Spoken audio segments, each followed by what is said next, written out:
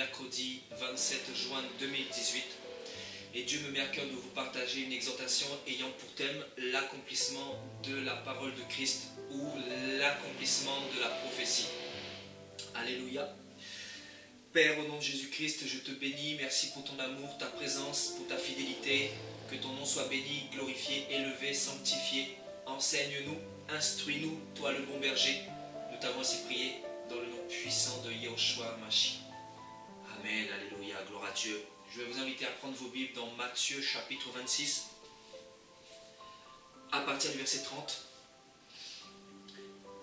Matthieu chapitre 26, à partir du verset 30 jusqu'au verset 35.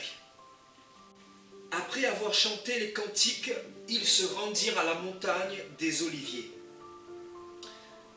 Alors Jésus leur dit: je serai pour vous tous cette nuit une occasion de chute. Car il est écrit: je frapperai le berger et les brebis du troupeau seront dispersées. Mais après que je serai ressuscité, je vous précéderai en Galilée. Pierre, prenant la parole, lui dit: même si tu étais pour tous une occasion de chute, moi, Pierre, je ne te renierai pas. Jésus lui dit: je te le dis en vérité, Pierre, cette nuit même, tu me renieras 3 fois avant que le coq chante. Pierre lui répondit: même s'il me fallait mourir avec toi, Jésus, je ne te renierai pas. Et tous les disciples dirent la même chose. Amen. Alléluia. Ici, le Seigneur était en train d'avoir une discussion avec ses disciples et il était en train de leur annoncer, de leur confirmer ce que Zacharie avait reçu de la part de Dieu. Notamment Zacharie chapitre 13 au verset 7 qui dit que le berger sera frappé et que le troupeau sera dispersé. Et Pierre, animé par la chair, par l'ignorance, Pierre, animé par sa folie à ce moment-là, n'ayant aucune connaissance des Saintes Écritures, ou du moins n'ayant pas reçu la révélation des oracles que Dieu avait donnés à Zacharie, et par la bouche des autres prophètes, qui annonçaient bien évidemment la venue du Messie, qui annonçait que le Messie allait mourir et allait ressusciter, que le Messie allait être celui qui allait venir pour délivrer l'humanité du péché, notamment. Lui qui ne va pas avoir connaissance de cela à ce moment-là, il va dire: Seigneur, même si tous te renient, moi je ne te renierai pas.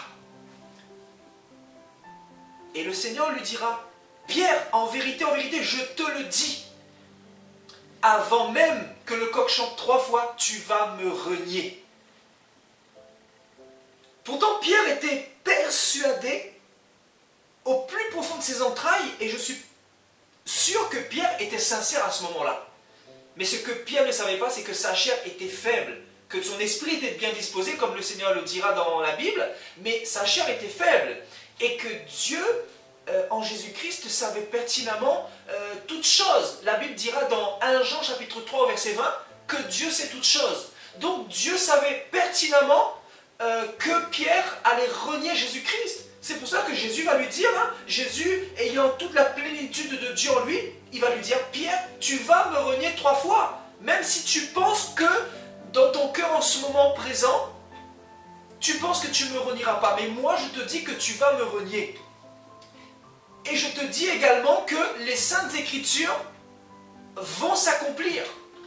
Que tu le veuilles ou pas. Parce qu'il est écrit. Parce que les prophètes envoyés par Dieu ont parlé de la part du Seigneur pour annoncer ce qui allait arriver. Notamment la venue du Messie pour sauver l'humanité. Donc le sort de Jésus-Christ était déjà scellé, frères et sœurs. Et il fallait que Jésus-Christ puisse venir accomplir les prophéties de tous les prophètes qui sont venus avant lui. Amen, amen, alléluia, parce que Dieu ne se contredit pas. Ce qu'il a dit, c'est ce qu'il fera. Parce que Dieu n'est pas un homme pour mentir, ni un fils de l'homme pour se repentir. Alléluia. Donc, effectivement, ce que Jésus dit à Pierre ici va s'accomplir à partir du verset 69. On va voir que Pierre, effectivement, va renier le Seigneur Jésus-Christ 3 fois. Et quand il va se rendre compte de cela, il va pleurer amèrement et il va se rendre compte que Dieu avait raison. Parce que Dieu est celui qui sonde les cœurs. Dieu est aussi l'esprit de la prophétie. Dieu, c'est celui qui annonce le futur, qui annonce les oracles, qui annonce ce qui va arriver. Parce que la Bible dira qu'il est omniscient, omnipotent, omniprésent. Donc il connaît le passé, il connaît le présent et il connaît le futur. Il est partout et il sait tout. Donc Pierre était confronté à ce grand Dieu qui connaissait les profondeurs de son cœur et qui connaissait aussi tout ce qui allait arriver. Parce que Dieu était venu dans un seul et unique but sur la terre en prenant la forme d'un homme, en Jésus-Christ, pour venir sauver l'humanité. Donc il ne devait pas en être autrement. Parce que Dieu avait parlé déjà par les prophètes. Alléluia. Donc effectivement, le berger devait être frappé, cette prophétie devait s'accomplir. Et le troupeau devait être dispersé. Alléluia. Donc à ce moment-là, les disciples pensaient qu'ils allaient être plus forts que la parole de Christ, plus forts que la prophétie que les prophètes ont donnée dans la loi de Moïse. Et notamment ici, on nous parle de Zacharie au chapitre 13, verset 7. Mais plus tard, les disciples de Jésus-Christ, les apôtres, vont se rendre compte que la prophétie s'est effectivement accomplie. Donc le berger a effectivement été frappé et le troupeau a été dispersé. Et Pierre va renier le Seigneur effectivement 3 fois, à 3 reprises. Alléluia. Quel enseignement le Seigneur veut nous donner aujourd'hui? Le Seigneur veut nous dire que peu importe ce que les hommes peuvent dire, peu importe ce que les faux prophètes peuvent dire, peu importe tous les évangiles qu'on peut vous annoncer, mais ce qui est écrit dans la Bible s'accomplira, qu'on le veuille ou non. C'est pour cela que Paul dira dans Galates chapitre 1, à partir du verset 6, si on vous annonce un autre évangile, littéralement une autre prophétie, que celui que nous vous avons donné ou annoncé, qui confirme aussi les paroles des prophètes étant venus avant nous, dans le temps de Moïse, que ces évangiles-là soient maudits, soient anathèmes, soient annulés. Parce que la Bible dira que la parole de Christ est vivante et permanente. D'ailleurs, c'est Pierre qui le dira dans 1 Pierre chapitre 1.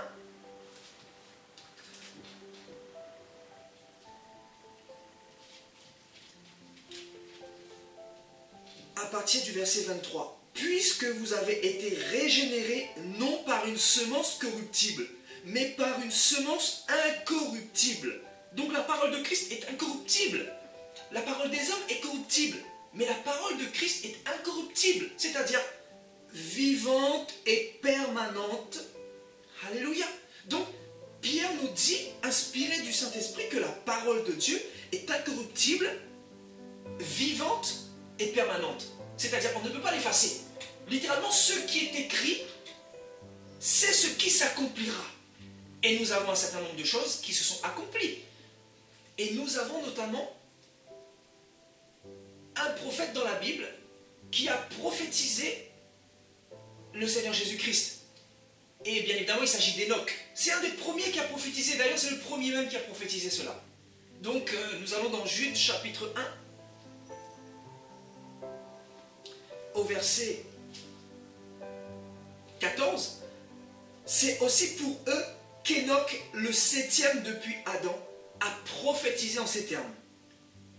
Voici, le Seigneur est venu avec ses saintes myriades pour exercer un jugement contre tous et pour faire rendre compte à tous les impies parmi eux de tous les actes d'impiété qu'ils ont commis et de toutes les paroles injurieuses qu'ont proféré contre lui des pécheurs impies. Donc Enoch, le 7e après Adam, donc ça remonte à des milliers d'années en arrière. Il est le premier qui a prophétisé que le Messie allait venir pour juger les impies. Donc il a parlé de Jésus-Christ au tout début de la création. Alléluia. Mais il n'y a pas que Enoch. Nous avons par exemple David dans Psaume chapitre 2.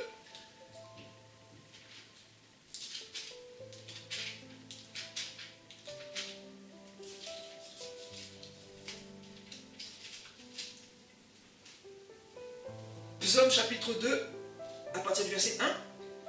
Pourquoi ce tumulte parmi les nations, nous dira David, ces vaines pensées parmi les peuples? Pourquoi les rois de la terre se soulèvent-ils et les princes se liguent-ils avec eux contre l'Éternel et contre son oint, notamment Jésus-Christ? Donc, David va prophétiser également que les nations vont se liguer contre Dieu, contre son oint, contre l'évangile de Christ. Et il va annoncer aussi beaucoup d'autres choses dans les psaumes qu'il nous a donnés, qu'il nous a laissés en héritage. Donc, vous voyez, David a annoncé aussi la venue du Messie. David a annoncé un certain nombre de choses qui se sont accomplies et qui vont s'accomplir également, frères et sœurs. Alléluia. Si nous allons un peu plus loin dans Jérémie chapitre 31.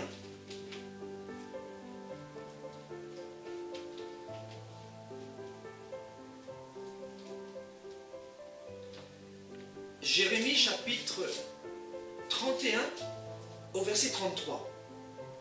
Jérémie nous dira: mais voici l'alliance que je ferai avec la maison d'Israël.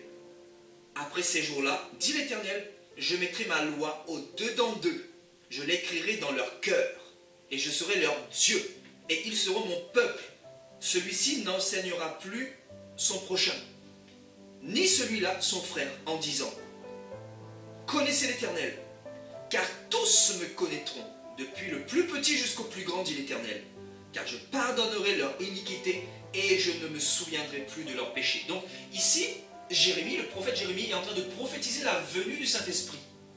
Il était en train de prophétiser la venue du Dieu de grâce qui pardonne les iniquités, de ce Dieu de compassion qui allait donner sa vie afin que son Esprit Saint puisse nous être donné, afin que nous ayons un cœur de chair à la place de ce cœur de pierre. Parce que l'homme était endurci par le péché, par ce monde de Satan, et il fallait que Dieu vienne habiter en nous pour nous donner la capacité de suivre Jésus-Christ, d'obéir à ses lois par l'Esprit, par cette liberté qu'il a mis en nous, frères et sœurs. Amen. Donc, il va prophétiser justement la venue de cet Esprit-là. Et effectivement, depuis que Jésus-Christ est mort et ressuscité, le Seigneur nous a donné cet Esprit Saint. Donc, tous les disciples de Christ ont cet Esprit Saint en eux. Et cet Esprit Saint nous permet de faire les miracles, de chasser les démons, nous permet de prêcher la parole, d'être conduits par Dieu dans ce monde, frères et sœurs. Alléluia. Nous pouvons voir dans Ésaïe 53, Ésaïe également a prophétisé sur le Messie, et toutes ces choses se sont bien évidemment accomplies. Donc Ésaïe 53, il nous dira au verset 3 que le Messie allait être méprisé et abandonné des hommes. Qu'il allait être un homme de douleur et habitué à la souffrance. Qu'on allait se détourner de lui. Qu'on allait le dédaigner et ne faire de lui aucun cas. Et on nous dit que ce Messie-là, c'est lui qui allait porter nos souffrances, notamment à la croix.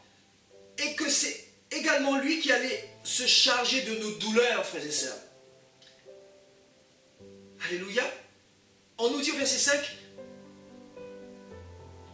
qu'il sera blessé pour nos péchés. Donc, dans un futur, donc à l'époque d'Ésaïe, quand cette prophétie n'était pas encore accomplie, bien évidemment, on nous dit qu'il allait être brisé pour nos iniquités. Alléluia. Et que c'est par ces meurtrissures que nous allions être guéris. Alléluia. On nous dit qu'il allait être semblable à un agneau qu'on mène à la boucherie, à une brebis muette devant ceux qui la tondent. On nous dit qu'il allait être enlevé par l'angoisse et le châtiment. Et on nous dit plus bas que le Messie s'est livré lui-même à la mort et qu'il a été mis au nombre des malfaiteurs. Effectivement, il a été mis au milieu des deux brigands. Souvenez-vous, il y en a un qui s'est repenti et l'autre, il ne s'est pas repenti. Et le Seigneur dira à celui qui était à sa droite, « Aujourd'hui même, tu seras avec moi dans le paradis de Dieu. » Parce qu'il s'était repenti et il avait reconnu que on avait mis l'innocent au milieu de deux qui étaient coupables, frères et sœurs. Alléluia. Donc, nous pouvons aller dans Luc chapitre 1.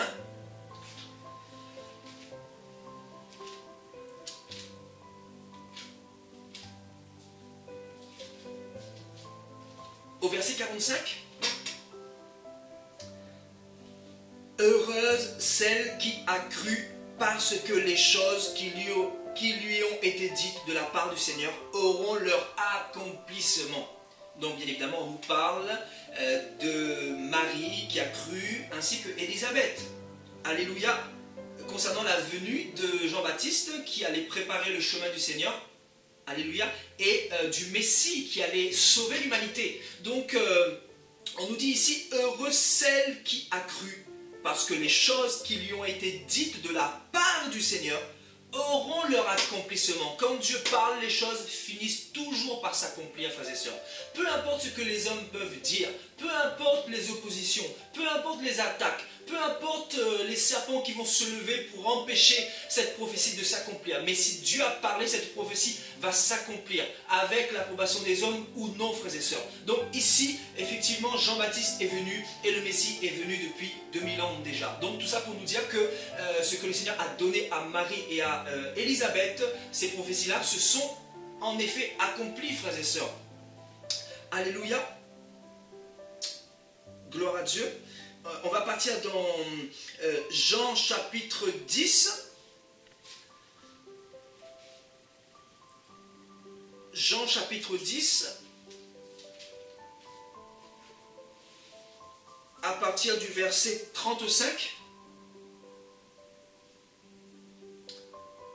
Si elle a appelé Dieu ceux à qui la parole de Dieu a été adressée, et si l'écriture ne peut être anéantie, celui que le Père a sanctifié et a envoyé dans le monde, vous lui dites, tu blasphèmes.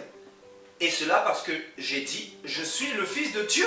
Donc Jésus n'a fait que retranscrire ce qui a été annoncé dans la loi et les prophètes. Donc effectivement, il était le Messie et il va leur dire, je suis le Fils de Dieu, je suis le sauveur de l'humanité, je suis la lumière du monde, je suis le bon berger, je suis celui qui avait été annoncé dans les Saintes Écritures par les prophètes qui ont parlé sur moi, qui ont prophétisé sur moi, sur le temps présent. Alléluia. Et il leur dira, l'écriture ne peut être anéantie. Donc ça va sortir de la bouche de Dieu, notre Dieu, frères et sœurs. Il dira que l'écriture ne peut pas être anéantie. Peu importe ce que vous pensez, peu importe ce que vous direz, peu importe tout ce que vous mettrez comme opposition par rapport au plan de Dieu, mais l'écriture ne pourra pas être anéantie parce que cela doit s'accomplir. Et quand on parle de l'écriture, bien évidemment, on parle de la parole de Dieu.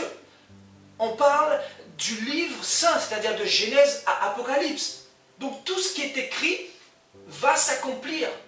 Parce que les Saintes Écritures s'emboîtent, les livres, les prophètes s'emboîtent les uns dans les autres afin de donner une révélation globale et d'annoncer tout ce qui allait arriver, frères et sœurs. Amen. Et nous savons qu'aujourd'hui, en 2018, toutes les prophéties n'ont pas encore été accomplies. Nous nous en allons justement vers cette troisième guerre mondiale qui ont été annoncées par le prophète Joël, par également le prophète Zacharie, par aussi d'autres prophètes. Donc on nous parle justement de cet homme impie, de cet antéchrist qui va venir et qui va s'asseoir dans le temple de Dieu, se proclamant lui-même Dieu, et il va blasphémer le tabernacle de Dieu.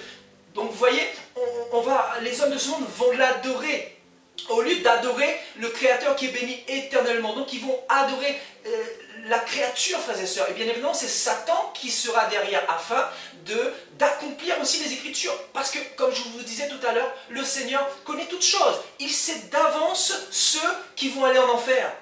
Ce n'est pas lui qui les a destinés à cela, mais il sait d'avance ceux qui vont prendre les mauvaises décisions, ceux qui vont se détourner de la vérité. Et la Bible nous dira que le Seigneur lui-même les frappera d'égarement parce qu'ils n'ont pas pris plaisir à la vérité. Donc ils vont recevoir une puissance d'égarement pour qu'ils croient au mensonge, frères et sœurs. Alléluia. On nous parle effectivement de la marque de la bête dans Apocalypse 13.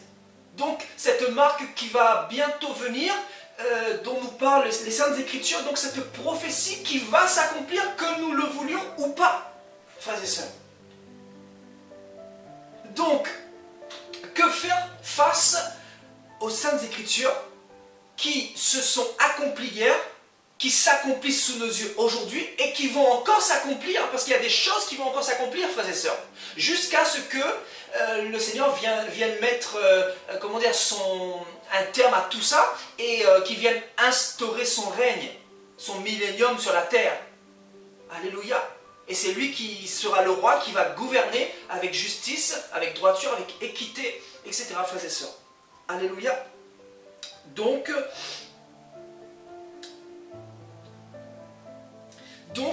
la Bible nous parle d'un certain nombre de choses qui vont arriver. Nous pouvons faire un tour dans Apocalypse chapitre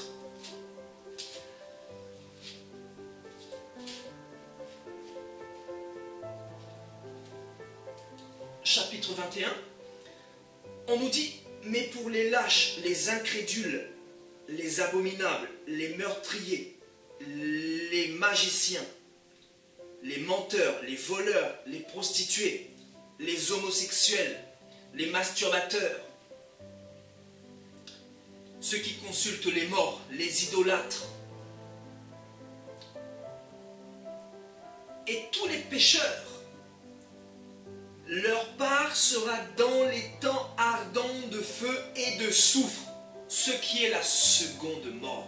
En fait, ici, le Seigneur nous parle de tous les pécheurs qui n'ont pas accepté Jésus. Ou sinon, les hypocrites qui ont marché avec Dieu, mais qui étaient toujours dans le péché. Et qui meurent dans le péché. Le Seigneur nous annonce d'avance que cette prophétie s'accomplira, que nous le voulions ou pas. Nous avons beau essayer de penser autre chose, ou penser que cette prophétie ne s'accomplira pas. Donc littéralement, si nous pensons ainsi, nous faisons Dieu menteur. Donc, peu importe ce que nous pouvons penser, ce qui est écrit, c'est ce qui s'accomplira. On nous dit que les magiciens vont finir dans le lac de feu. Que les menteurs vont finir dans le lac de feu. Que ceux qui avortent vont finir dans le lac de feu. Parce que Dieu a dit, tu ne tueras point. Nous savons que ceux qui sont dans la fornication, ceux qui sont dans l'impudicité, ceux qui couchent avant le mariage, vont finir dans le lac de feu. Il est écrit, frères et sœurs, nous ne pouvons pas annuler les Saintes Écritures. Parce que les Saintes Écritures auront leur accomplissement. Tout ce qui a été dit de Jésus-Christ, ça s'est accompli. Et vous voulez prendre le risque de ne pas croire à tout ce qui a été annoncé dans le futur, frères et sœurs. Vous ne pensez pas qu'il est temps de mettre un peu votre vie en règle? La Bible dit que les impudiques, c'est-à-dire ceux qui se masturbent, ceux qui regardent des films pornographiques, ceux qui sont dans l'inceste, ceux qui trompent leur femme, ceux qui aiment plus le monde que Dieu, ils vont finir dans le lac de feu. La Bible dit, tu aimeras le Seigneur ton Dieu de tout ton cœur, de toute ton âme, de toutes tes forces, de tout ton esprit. C'est-à-dire, on doit mettre notre Créateur au centre, on doit l'adorer lui seul, on doit lui faire confiance lui seul, on doit fixer nos regards sur lui seul. Alléluia. La Bible dit que les idolâtres, ceux qui courent après les hommes, ceux qui courent après les statues, ceux qui prient des statues, ceux qui passent par d'autres médiateurs que Jésus-Christ, ils finiront dans un lac de feu. Les idolâtres n'auront point d'héritage dans le royaume des cieux. Donc il est écrit. Nous ne pouvons pas anéantir. Peu importe si le pape vous a dit qu'il fallait faire ça, ça ou ça, la Bible nous dit que ces choses-là vont s'accomplir. Donc, est-ce que vous voulez plaire à Dieu, écouter ce que Dieu dit dans les Écritures, ou est-ce que vous voulez suivre ce que les hommes disent et prendre le risque de dire que Dieu est un menteur, que ce qu'il a dit ne peut pas s'accomplir sous prétexte que c'est un petit Jésus de grâce? Frères et sœurs, je le dis souvent et régulièrement que Dieu est un Dieu de grâce effectivement. Parce qu'il a donné sa vie pour nous. Mais Hébreux 10 nous dit que le jugement sera plus terrible. Parce que Dieu est aussi le feu dévorant. Dieu est un Dieu de justice. Dieu est un Dieu saint. Et 1 Pierre, chapitre 1, à partir du verset 15, nous dira que nous devons être saints car Dieu est saint. Et que Jésus-Christ reviendra chercher une église sans tache, ni ride et irréprochable, dans la gloire, loin du péché, éloigné de toute hypocrisie, de toute duplicité, éloigné de toute impudicité, de toute débauche. Donc les vrais enfants de Dieu se gardent et le malin ne les touche pas. Et ils appartiennent à Jésus-Christ. Ils appartiennent à leur Seigneur. Ils appartiennent à leur roi. Et ils vivront éternellement avec leur roi. Donc, frères et sœurs, si la prophétie doit s'accomplir, si les Saintes Écritures auront leur accomplissement, ô combien plus forte raison, nous devons nous remettre en question aujourd'hui et ne pas nous endurcir. Le Seigneur dit, il fait grâce aux humbles et il résiste aux orgueilleux. Frères et sœurs, la Bible parle et la Bible s'accomplira. La Bible nous dit qu'il est réservé aux hommes de mourir une seule fois. Après quoi vient le jugement, frères et sœurs. Il y a beaucoup qui sont morts sans Christ. Et il n'y a plus de possibilité de repentance pour eux. Parce qu'on meurt une seule fois, après quoi vient le jugement. Et après le jugement, il y a bien évidemment le lac de feu. Donc si nous n'avons pas mis notre vie en règle avec le Seigneur, nous irons dans le lac de feu. Parce que la Bible dit clairement que les pécheurs finiront dans le lac de feu. Il n'y a pas de purgatoire, il n'y a pas de lieu de transition, il n'y a pas de négociation possible parce que Dieu ne fait pas de favoritisme, frères et sœurs. Regardez ce que 2 Pierre nous dira.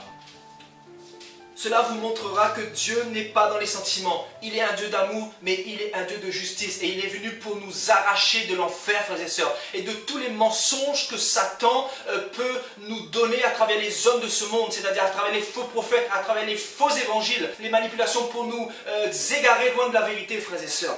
Donc, la Bible dit dans 2 Pierre chapitre 2, Dieu n'a verset pas 4. épargné les anges qui ont péché, mais s'il les a précipités dans les abîmes de ténèbres et les réserve pour le jour du jugement, s'il n'a pas épargné l'ancien monde, mais s'il a sauvé 8 personnes, dont Noé, ce prédicateur de la justice, qu'il fit venir le déluge sur un monde d'impies, s'il a condamné à la destruction et réduit en cendres les villes de Sodome et de Gomorrhe, les donnant comme exemple aux impies à venir, on nous dit que les anges qui ont péché contre Dieu au ciel ont été punis par Dieu, ils ont été disqualifiés par Dieu, ils ont été chassés du ciel, donc Dieu les a jugés. Et on nous dit que leur jugement final sera le lac de feu. Donc Dieu n'a pas eu de sentiment par rapport au péché, par rapport à la rébellion. C'est-à-dire, il y a le jugement quand il y a le péché, frères et sœurs.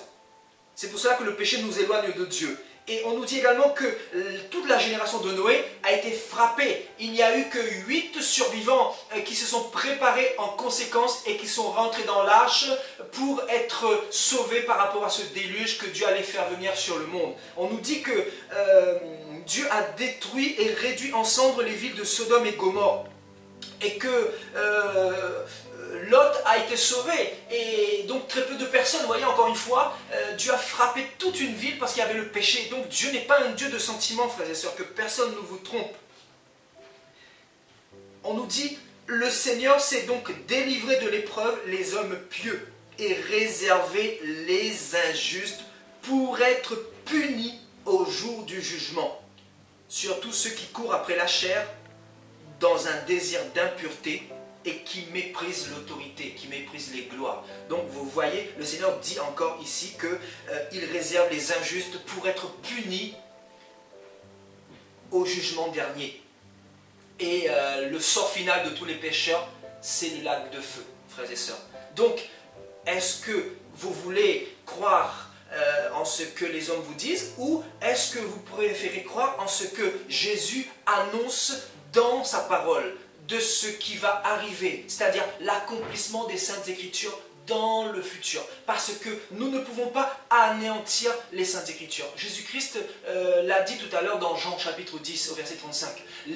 L'Écriture ne peut pas être anéantie, ni par les hommes, ni par les démons, ni par aucune puissance, ni par aucune domination, parce que Jésus, quand il parle, les choses s'accomplissent, frères et sœurs. C'est pour cela que nous devons nous positionner et craindre ce que la Bible dit, parce que ces choses-là vont s'accomplir, frères et sœurs. Il y a beaucoup beaucoup de personnes qui sont mortes dans le péché et il n'y a plus de possibilité de repentance aujourd'hui pour eux. Donc c'est pour cela que nous devons considérer la prophétie, parce que la prophétie, c'est la vie. La prophétie a été donnée pour que nous puissions nous mettre en garde, nous préparer en conséquence par rapport à tout ce que Dieu a dit, par rapport à tout ce que Dieu a donné dans la parole, frères et sœurs, parce que les choses vont s'accomplir. Comme les prophéties se sont accomplies sur Jésus-Christ, les prophéties vont s'accomplir concernant l'Antichrist, concernant les personnes qui vont prendre la marque de la bête, concernant les chrétiens hypocrites qui vont passer la grande tribulation, concernant toute l'humanité qui va adorer cette bête, etc. Donc, on nous annonce déjà toutes les choses. Maintenant, Dieu nous a tout donné, c'est pour ça qu'il dira, tout est accompli, il a déjà tout accompli. Même la parole, on n'a plus rien à rajouter, c'est-à-dire tout a été donné. Maintenant, c'est à nous de nous préparer en conséquence. Personne ne pourra dire au jugement dernier, Seigneur, nous ne savions pas. Personne ne pourra le dire, parce que Dieu nous dira, je vous ai donné les prophètes, je vous ai donné les ministères, je vous ai donné les 66 de la Bible. Donc, qu'avez-vous fait de tout ce que je vous ai donné, de toutes les grâces que je vous ai données? C'est pour cela que celui qui a donné sa vie à Jésus, il doit comprendre que Jésus est notre bénédiction. Et il n'a pas besoin autre chose que de la présence de Dieu, de la paix de Dieu, de la sainteté de Dieu, de la vie de consécration avec Dieu, frères et sœurs. Parce que nous sommes un sacrifice vivant pour lui. Nous sommes une action de grâce par notre vie transformée, afin que d'autres personnes puissent avoir aussi envie de se transformer, frères et sœurs. Alléluia. Donc, on nous dit qu'il y a un jugement à la fin des temps. On nous dit que les morts et les vivants ressusciteront pour le jugement du grand jour. Il va y avoir effectivement un jugement. Et ce jugement, tout le monde passera par ce jugement-là. Frères et sœurs, je dis bien tous, il est écrit que tous les pécheurs iront en jugement devant Dieu. Maintenant, est-ce que vous voulez continuer à ignorer la prophétie, à faire votre petite vie comme vous avez l'habitude de faire, en négligeant les Saintes Écritures, ou est-ce que vous allez vous remettre en question pour pouvoir vous positionner sur ce que la Bible dit, sachant que les Saintes Écritures vont s'accomplir, que nous le croyons ou pas, que le Seigneur veut nous encourager à considérer la parole, à considérer les Saintes Écritures, à considérer ce qu'il a dit, parce que les Saintes Écritures représentent le sceau de Dieu, l'approbation de Dieu, le cachet de Dieu. Donc, il nous a donné les Saintes Écritures pour notre préparation, pour que nous puissions nous préparer en conséquence, frères et sœurs. Et surtout, ne passons pas à côté de l'éternité, parce qu'on ne vit qu'une fois, on ne meurt qu'une fois, et on passera en jugement qu'une seule fois également. Donc, tous les actes que nous posons, faisons attention, parce que Dieu nous voit. Les yeux de Dieu sont comme une caméra. Il voit tous nos faits et gestes. Il connaît nos cœurs. Ils sont de nos cœurs. La Bible dit que Dieu connaît tout, frères et sœurs. Donc, arrêtons de nous voiler la face. Soyons comme des petits enfants devant lui et donnons-lui sincèrement notre vie. Arrêtons de le résister. Si nous avons encore un péché dans lequel nous sommes, il faut nous humilier devant lui et cesser tout ce qui déplaît à Dieu. Si vous êtes dans la cigarette, dans l'alcool, dans la drogue, dans la prostitution, dans la convoitise, dans la pornographie, que sais-je, il faut mettre votre vie en règle parce que la parole de Dieu va s'accomplir. Donc ne dis pas que tu es trop faible pour le faire parce que Dieu te donnera la grâce pour y arriver. Ne dis pas que tu vas remettre à demain ce que tu peux faire aujourd'hui parce que tu peux mourir même cette nuit et la parole va s'accomplir pour toi. C'est-à-dire tu iras en enfer. Mais Dieu ne veut pas que tu ailles en enfer. Donc c'est une parole d'avertissement pour nous exhorter à nous sanctifier, à nous garder dans la sainteté de Dieu, d'attendre notre Messie, parce que la Bible nous parle également de cette prophétie qui va s'accomplir, c'est-à-dire Jésus qui va revenir prendre son église avant cette grande tribulation.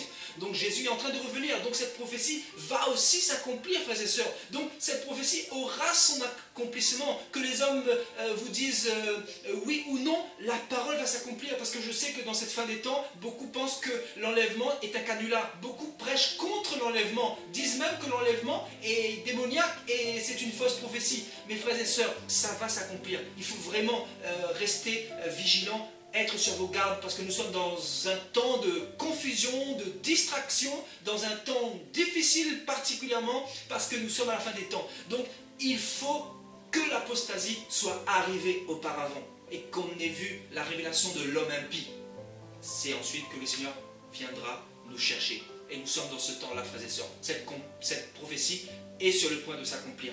Donc, hâtons l'avènement de notre Seigneur Jésus-Christ parce que c'est lui qui viendra mettre fin à tout ce carnage. Et nous serons avec lui pour l'éternité. Donc, il ne faut pas rater ce rendez-vous. Ratons n'importe quel rendez-vous, mais ne ratez surtout pas le ciel. Ne ratez pas le royaume des cieux. Ne laissez personne vous voler cette course, frères et sœurs, parce que c'est la seule course que nous ne devons pas échouer, frères et sœurs.